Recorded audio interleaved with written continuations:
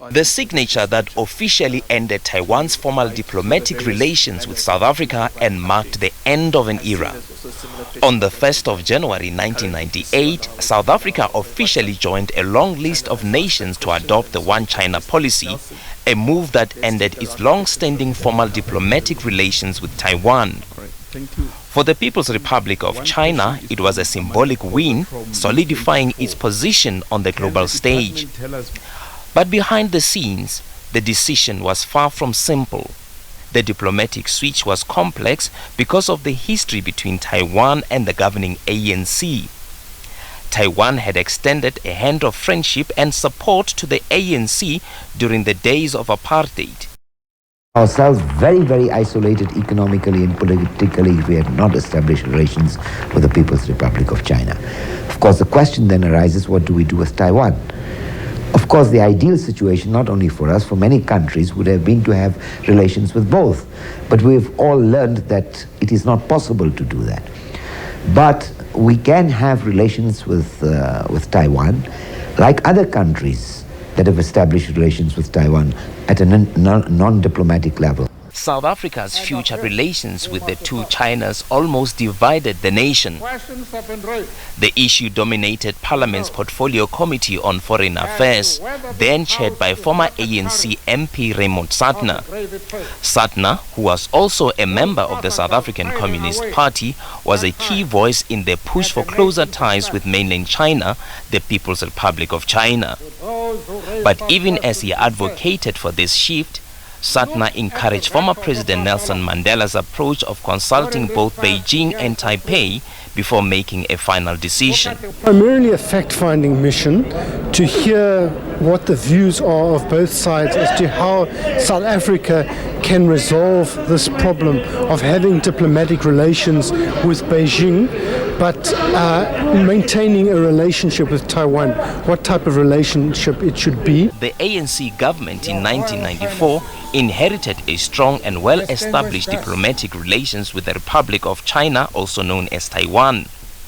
This relationship had been a cornerstone of the apartheid government's foreign policy, and it continued to deepen during the later years of the apartheid government.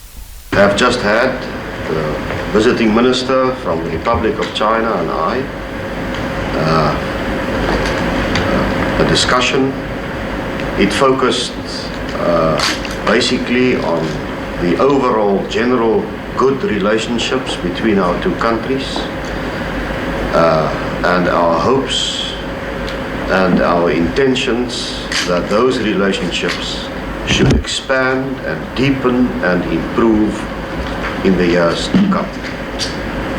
We have had over a very long period a very strong bond of friendship between our two countries, and we believe that this bond of friendship will manifest itself now and in the future on the basis of ever-expanding and strengthening relationships and more business and trade. The government of former President F.W. de Klerk made the first move to lay the foundation for future strong ties with the People's Republic of China back in the early 90s. De Klerk had led the establishment of a trade office in mainland China. At the time, this was a controversial decision. When questioned, de Klerk defended his decision, arguing for the necessity of forging new relations. I'm a little bit surprised that there is that concern, because on my visit to Taipei, this was dealt with fully at the press conference, and I there gave the absolute assurance that the opening of offices to facilitate trade and to deal with certain very basic things would in no way negatively affect our relationship with the Republic of China now or in the future. There is really no need for concern, as the Republic of China is trading with mainland China. We also need to expand our markets, and it is in the best interests of our people that we exploit whatever markets are available. De Klerk had come to terms with the fact that apartheid could no longer continue. he was interested in, radical reform of the system at worst, its transformation at best.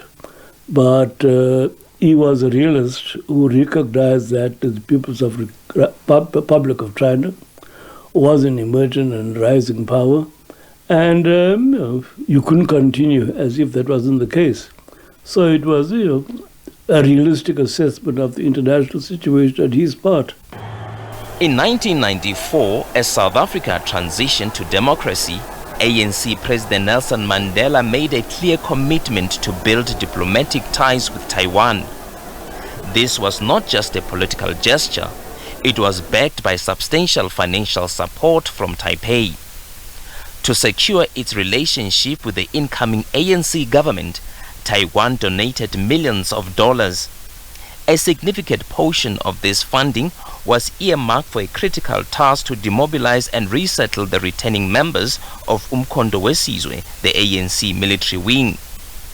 Taiwan's generosity also extended to the political arena, helping fund the ANC historic 1994 election campaign.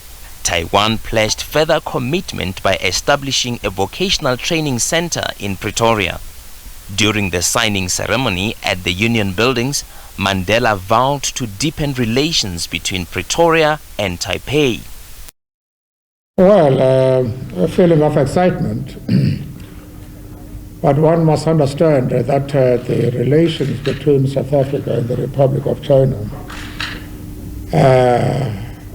have quite a long history. And I have been to the Republic of China on matters relating to my organization. I was received there very warmly by President Lee, and his response to our request exceeded our wildest expectations. And since then, it has been our task to deepen and expand those relations. And what we're signing today is an expression of just how far those relations have been expanded. And the ANC had enjoyed a long history of friendship with the mainland China dating back to the 1950s. The unexpected happened when Mandela announced that South Africa will soon cut all government-to-government relations with the Republic of China, or Taiwan. This is Minister Chang from Taiwan. As you are aware, we have announced that at the end of next year, we will sever diplomatic relations with Taiwan, or the Republic of China. This is a matter that has created a great deal of shock and disappointment on the part of the President, the government, and people of Taiwan. And I assured the minister here that I fully understand that sense of shock and disappointment. But I went further to say, I have agonized over this decision because I knew precisely what it would mean to the government and the people of that country. But that there comes a time when a man in the interest of his own country has to take a decision which hurts a very close friend. And this decision has hurt them very badly indeed. But we had a very good discussion with him, because in spite of the decision that I've taken, we are going to maintain relations on the highest level short of diplomatic relations. Taiwan was shattered by the announcement. Its strong local business community temporarily closed their doors as a way of protest. For some reason, there was a deeply held belief that Madiba Magic will somehow find a way to navigate the treacherous waters of international diplomacy and convince Beijing to accept a form of dual recognition for Taiwan. The announcement was a hard one. Mandela was at pains to explain the incredibly difficult position he was in. To manage the fallout, he invited Taiwan's Minister of Foreign Affairs John Cheng to South Africa. A compromise was proposed, moving beyond formal diplomatic recognition to something new. At the end of his visit, Cheng was so unhappy that he announced the immediate suspension of development funding and halted $40 million investment in a vocational training center in Pretoria West. And Mandela has assured me and assured the government of the Republic of China that at the highest level, arrangement will be done as a framework for our future relationship. And the talk will be continued between the two governments in the forthcoming 12 months. I was very concerned that the policy of the ANC and the attitude of the ANC should be determined by what was understood as the South African national interest, that it shouldn't be ideologically driven. I think he was nervous about the fact that many people, like Raymond Suttner, who was then a member of the South African Communist Party, might be driven by ideology rather than an understanding of South Africa's national interest. In terms of the agreement signed with Mandela, Taiwan would maintain a symbolic presence through a liaison office in the capital to deal only with trade matters. Its embassy was demoted to a liaison office. The agreement also prevented Taiwan to fly its flag at all its buildings. Appreciate the relationship that we have had with Taiwan before now.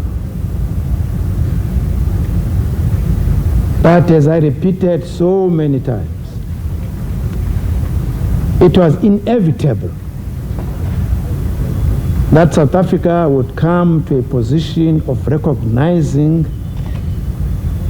international practice insofar as the relationship is concerned between us and the People's Republic of China. During the days of our struggle, the People's Republic of China was with us. The South African government instructed Taiwan Liaison Office to move out of the administrative capital in Pretoria.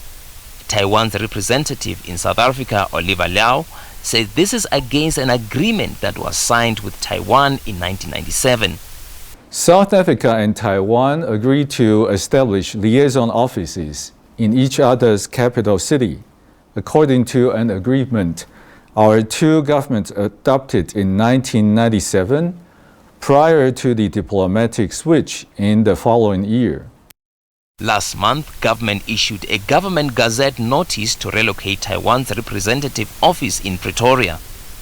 The gazette also indicates that Taiwan Liaison Office will now be referred to as a commercial office based in Johannesburg.